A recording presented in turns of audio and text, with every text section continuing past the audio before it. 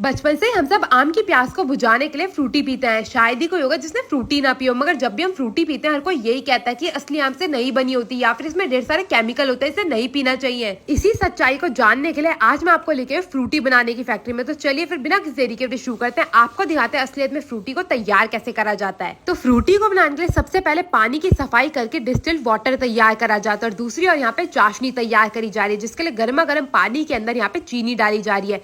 बोरी के बाद बोरी पलट के ढेर सारी चाशनी को तैयार करा जाता है। मैं आपको बता दूं 1 घंटे में यहाँ पे 60,000 लीटर पानी की चाशनी बना के तैयार करी जाती है। और जैसे हमारी चाशनी बन के तैयार हो जाती है, इस मशीन को बंद करके पाइपों की सहायता से इसे भेजा जाता है दूसरी मशीन की ओर, जहाँ पे इसमें आम का रस मिलाया जाता है। तो यहाँ पे आप देख सकते हैं बड़े बड़े पाइप लगे हुए जिनकी सहायता से इसे बड़े बड़े टैंकर में भेजा जाएगा। अब आम रस को तैयार करने के लिए यहाँ पे सबसे पहले डिस्टिल्ड वाटर लिया जाता है और उसके अंदर आम के गूदे को मिलाया जाता है। मैं आपको बता दूं जो आप आम का गूदा देख रहे हैं ये अल्फेंसो आम का गूदा रहता है, जिसे बड़ी बड़ी फैक्ट्रियों द्वारा तैयार करके यहाँ पे लाया जाता है, क्योंकि सारा काम एक ही फैक्ट्री में करना पॉसिबल नहीं होता है, इसीलिए इसे दूसरी फैक्ट्री से तैयार करके यहाँ पे मंगाया जाता है। अब अल्फेंसो आम के बाद बारी आ चुकी है तोतापुरी और हापुस आम के पल्प को मिलाने की। तो एक एक करके सारे के सारे आम के जो कंटेनर आप देख रहे हैं ना, इन्हें पलट दिया जाएगा और जहाँ पे हमारा पहले आम का पल्प मिलाया गया था उसी मशीन के अंदर इस आम के पल्प को भी डाल दिया जाता है। और अब ये जो आम का मिश्रण तैयार हुआ है इसमें मिलाई जाएगी चाशनी। अब इन दोनों चीजों को बिल्कुल बखूबी तरीके से मिलाने के बाद इन्हें पकाया जाता है, ताकि आप इसे 2-3 महीने तक बाहर रखें तब भी ये खराब ना हो। ये जो हमारा फ्रूटी का मिश्रण है ये तो बन के हो चुका है तैयार, मगर इसे दोबारा से मशीनों द्वारा ठंडा करा जाएगा और इसे फिर दोबारा से गर्म करा जाएगा पानी के साथ।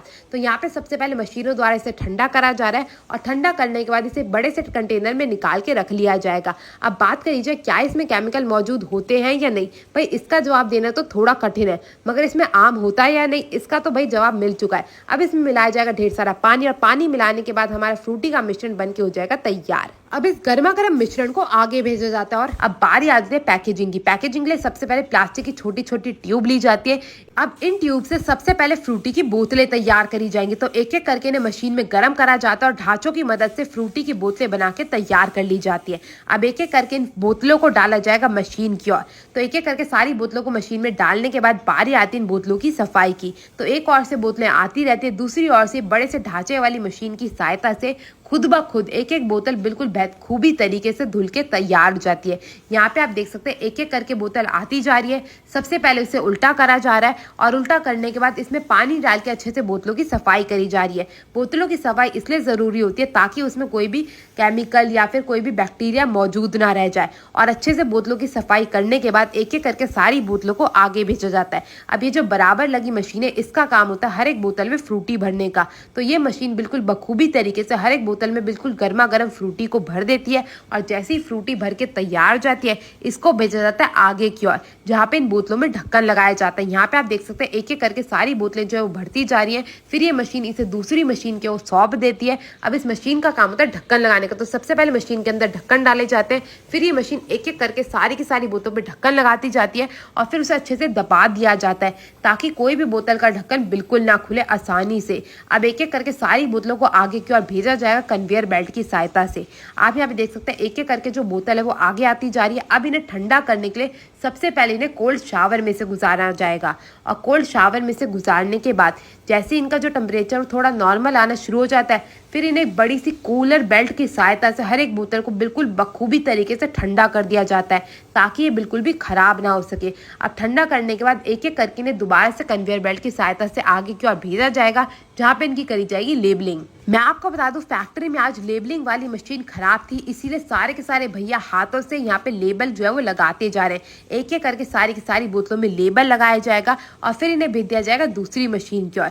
अब इस मशीन का काम होता है एक एक करके लेबल के ऊपर डेट और प्राइस छापने का। तो इस मशीन की सहायता से जो भी तारीख होती है और जितना भी दाम होता है कि एक बोतल का उसको छाप दिया जाता है और उसके बाद एक एक करके सारी की सारी बोतलों को डिब्बे में भर के आपके घरों तक पहुंचने के लिए रवाना कर दिया जाता है। अब चलते हैं यहाँ के ओनर से थोड़ी वार्तालाप करते हैं और जानते हैं इस फैक्ट्री के बारे में और साथ ही जानेंगे अगर आपको इसे ऑर्डर करना है तो आप इसे कैसे ऑर्डर कर सकते हैं घर बैठे बैठे। नमस्कार सर, कैसे हैं? बढ़िया जी, बढ़िया। बताओ जी। बहुत बढ़िया सर। के बारे में कोई बताएंगे, फर्म के बारे में कोई बताना चाहेंगे? मेरा नाम सुरेंद्र है जी और हमारी फर्म का नाम सपना बेवरेज इंडस्ट्री है जी।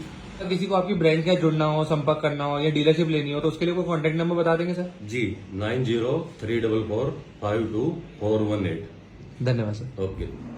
मैंगो जूस की वीडियो आप लोगों को कैसी लगी जरूर बताइएगा। पसंद आए तो अपने दोस्तों शेयर करना मत भूलिएगा। मैं आपसे मिलूंगी अगली वीडियो में, तब तक के लिए टेक केयर, गुड बाय।